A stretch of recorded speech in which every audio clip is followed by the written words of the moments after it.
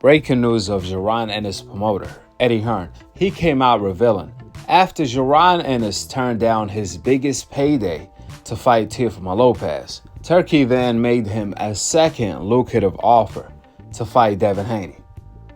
Turki wanted to see Jaron Ennis versus Devin Haney since Teo didn't want to fight Devin Haney and Jaron Ennis also didn't want to fight Teofimo Lopez. Even Ryan without PEDs, he doesn't want to fight Devin Haney in a rematch.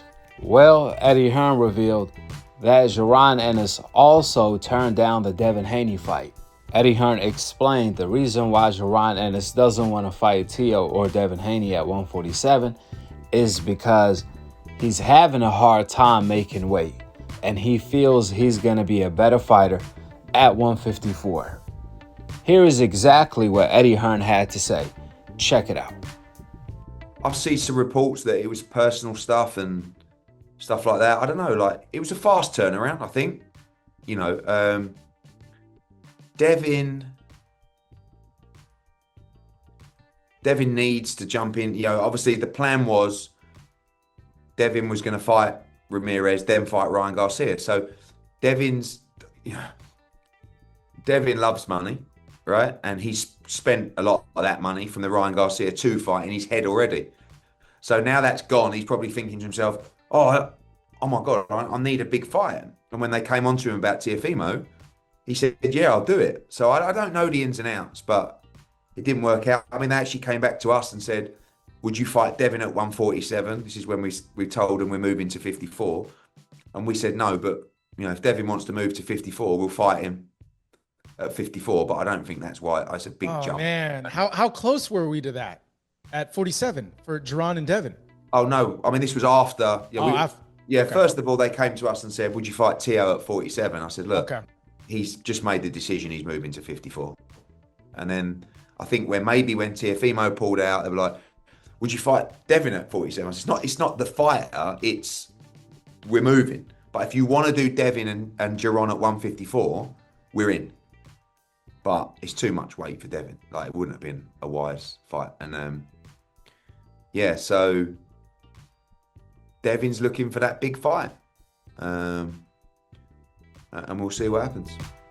Usually, it's the fighter moving up in weight that's turning down a fight in the new division against the boogeyman of that division, not the other way around. I mean, I remember when Shakur moved up to 135 because he couldn't make 130 anymore, and he called out Devin Haney. However, when Devin Haney sent him a 75-25 split for undisputed, Shakur turned down the fight. At that time, if you thought Jaron Ennis is having a hard time making 147, well, Devin Haney was killing himself making 135. In fact, before the Lomachenko fight, before the Kambosos fights in Australia, Devin Haney should have had been moved up to 140. However, he stayed at 135 to make legacy. I bring all this up because at that time, Shakur came out stating that Devin Haney will never move up in weight to fight a Jaron Ennis. That's what Shakur said on an interview after he turned down the undisputed fight with Devin and after Devin beat Regis.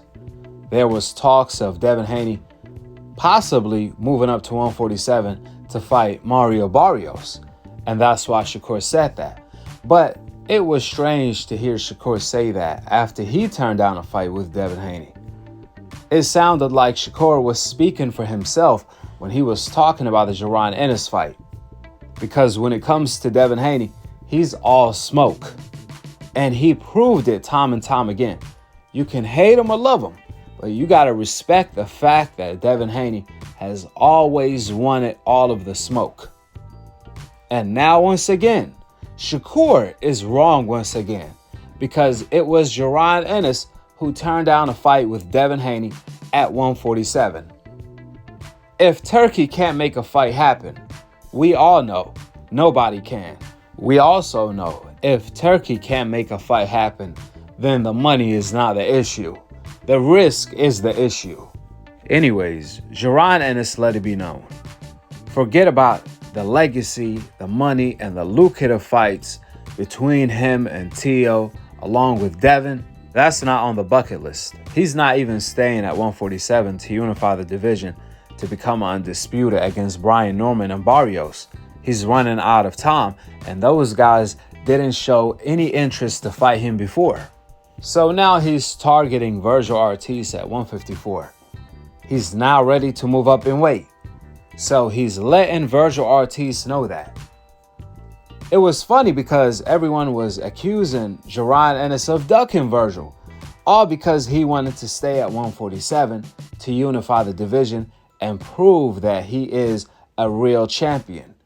He didn't like how he was given an email title, so he wanted to unify the division so he can become a real champion, which he did, and you got to respect that. Looking back at hindsight, that was not a duck at all.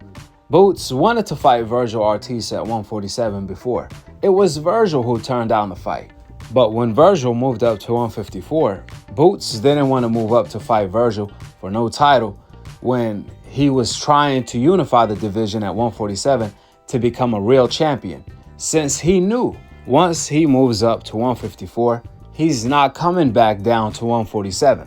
But now that he's moving up to 154, he let Turki know he wants Vergil Ortiz next.